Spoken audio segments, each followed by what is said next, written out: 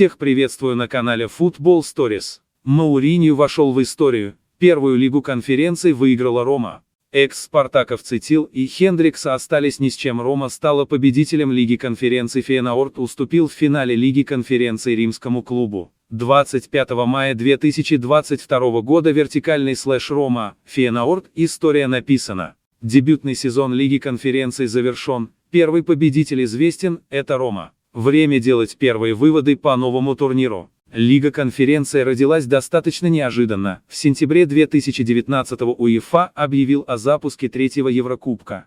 А уже летом 2021-го стартовал первый сезон. Как мы к нему относились изначально? Скептически, конечно. В России Лигу Европы смотрят неохотно, а еще менее статусный турнир не обещал никому высокие рейтинги. Зато появился лишний повод посмотреть на матчи наших с не нашими, только Рубин село Сочи подвели, не добрались даже до финального отборочного раунда. Так что массовый российский зритель Лигу конференций пока так и не распробовал. Поэтому за третьим турниром в дебютном сезоне наблюдали только российские футбольные гики. Нет, конечно, до кого-то долетала информация о том, что Рому со счетом 6-1 разгромил норвежский Бодø/Glimt с российским вратарем Никитой Хайкиным в составе. Или что Тоттенхэм Антонио Конте сенсационно не вышел из группы и умудрился проиграть Славенской Муре. Но это частная история. По большому счету, первый сезон Лиги конференций в России не был интересен никому. Даже в плей-офф не случилось ничего знаменательного. 4-4 в матче ПСВ Копенгаген. Круто, но все равно не цепляет. Еще одна победа Бодø/Glimt над Ромой в четвертьфинале. Все равно не тот масштаб, тем более что в итоге фаворит все равно прошел дальше. По именам все было тухло, римский клуб в плей-офф оставался самым привлекательным для зрителя. Может и хорошо, что он не вылетел, вывеска Бодø/Glimt, Фейеноорд в финале смотрелась бы гораздо тусклее, даже с учетом наличия Хайкина. Парадоксально, но финал Лиги конференций по афише оказался для нас чуть интереснее финала Лиги Европы. Но это скорее проблема второго по статусу турнира, который по ходу плей-офф лишился Барселоны, Боруссии Д, Севильи, Монако, Лейпцига и Аталанты. Там, напомню, в решающей встрече Айнтрахт обыграл Рейнджерс, что для обычного любителя футбола не очень привлекательно. Все было настолько плохо, что для повышения рейтинга встречи приходилось напоминать зрителям о бывшем форварде Спартака 2 Фешне Соколе, играющем за шотландский клуб. Финал Лиги конференций отличался именно узнаваемостью личностей. С одной стороны, два футболиста на контракте у Спартака.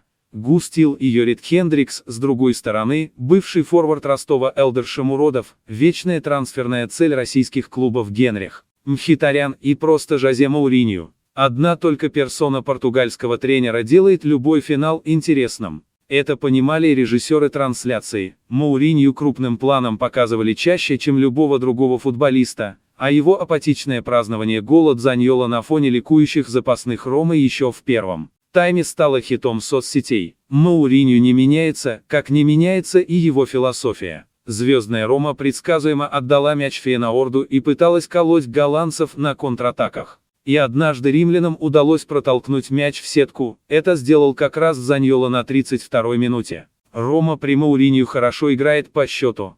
Но тут она слишком рано ушла в оборону. В начале первого тайма Фейеноорд резко активизировался, дважды попал в каркас ворот, а вратарь римлян Руй Патрисио стал главным героем этого отрезка. Хорош был и Крис Смолинг, английский защитник заблокировал немало ударов, когда Рома совсем закрылась в штрафной и откровенно стала играть на отбой. Итальянская команда все-таки выстояла и стала первой в истории победительницей Лиги конференций. Это еще и первый Еврокубок в трофейной комнате Ромы, ранее она побеждала только в Кубке Ярмарок 1961, но этот турнир УЕФА не признает официальным. А Мауринью установил рекорд, который невозможно побить, только повторить. Он теперь выиграл все 3 еврокубковых турнира. Суперкубок УЕФА не в счет. Лига конференций – наименее престижное соревнование континента. Но, судя по эмоциям, и Рома, и Фейеноорд боролись за победу в ней так, будто это Лига чемпионов. Поэтому идею УЕФА уже можно признать удачной. Если хоть кто-то стал счастливее, значит все не зря.